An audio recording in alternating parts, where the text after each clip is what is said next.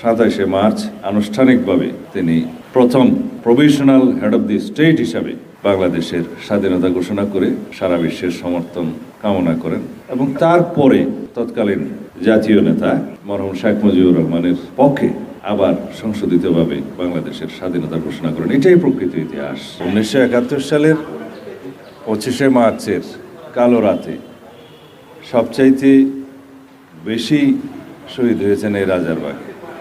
প্রথম ম্যাসাকার গণহত্যাটা শুরু হয়েছে এই রাজারবাগ পুলিশ লাইনে। এখান থেকেই পরে ঢাকা বিশ্ববিদ্যালয়, জগন্নাথ হল এবং অন্যান্য জায়গায় পাক হানাদার বাহিনী গণহত্যা শুরু করে। এটাই হচ্ছে বাংলাদেশের স্বাধীনতা যুদ্ধের ঘোষণার প্রথম ভিত্তি।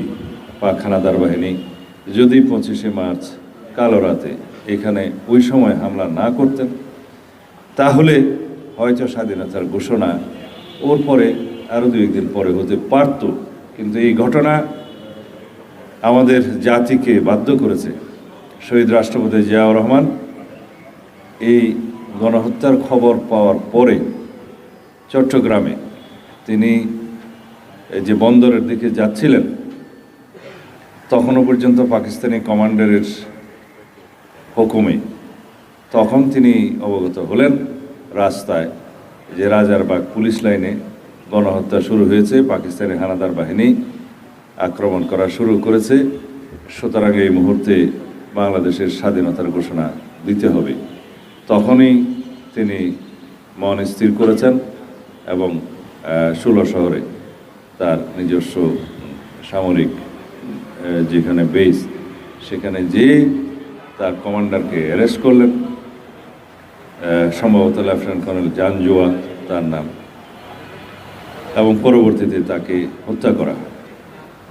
ইতোমধ্যে বাঙালি অফিসারদের মধ্যে যারা তৎকালীন মেজর জিয়াউর রহমানের সঙ্গে ছিলেন তাদেরকে নিয়ে তিনি বিদ্রোহ ঘোষণা করলেন, বললেন ওই রিভোল্ট, এবং সেখান থেকেই তিনি বাংলাদেশের স্বাধীনতার ঘোষণা দিলেন। পরবর্তীতে 27শে মার্চ আনুষ্ঠানিকভাবে কালুরঘাট বেতার কেন্দ্র থেকে তিনি প্রথম provisional head of the state হিসাবে বাংলাদেশের স্বাধীনতা ঘোষণা করে সারা বিশ্বের সমর্থন কামনা করেন এবং তারপরে তৎকালীন জাতীয় নেতা মরহুম শেখ মুজিবুর রহমানের পক্ষে আবার সংশোধিতভাবে বাংলাদেশের স্বাধীনতা ঘোষণা করেন। এটাই প্রকৃত ইতিহাস। আজকে স্বাধীনতা দিবস উপলক্ষে রিলেটেড কোয়েশ্চেনগুলো ভালো হতো, তারপরে আমি এই বিষয়টা বলি।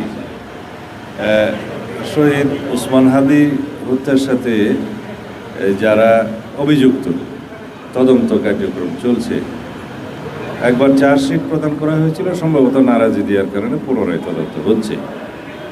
ইতিমধ্যে ভারতে প্রথমে 2 জন, পরে আরেকজন আসামিকে গ্রেফতার করা হয়েছে তাদের দেশের নিজস্ব পুলিশ ফোর্স, এবং সেখানে আমরা আমাদের দূতাবাসকে আমাদের যে পররাষ্ট্র মন্ত্রণালয়ের মাধ্যমে ডিপ্লোম্যাটিক চ্যানেলে আমরা অনুরোধপত্র পাঠিয়েছি যাতে বাংলাদেশে তাদের প্রত্যাবর্তন করানো হয়।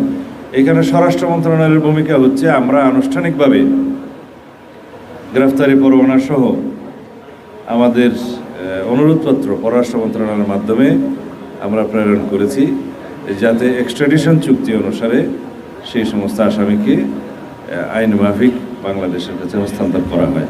আমরা এখন বেশ কিছু পৃথিবীর উন্নত রাষ্ট্রের সাথে কথা বলছি বাংলাদেশের পুলিশ সংস্কারের জন্য। আমরা যে সমস্ত পদক্ষেপ নিতে চাই, আরও বেশি মান উন্নয়নের জন্য, বিভিন্ন ক্ষেত্রে ক্যাপাসিটি বিল্ডিংয়ের জন্য, যাতে আমরা পুলিশ বাহিনীকে আরও সমৃদ্ধ করতে পারি, সেই জন্য আমরা সহায়তা চাচ্ছি। সেটাকে অনেক সময় বলা হয় যে অ্যাডভাইজারি সাপোর্ট আছে, টেকনিক্যাল সাপোর্ট আছে, ট্রেনিং আছে, ক্যাপাসিটি বিল্ডিং আছে।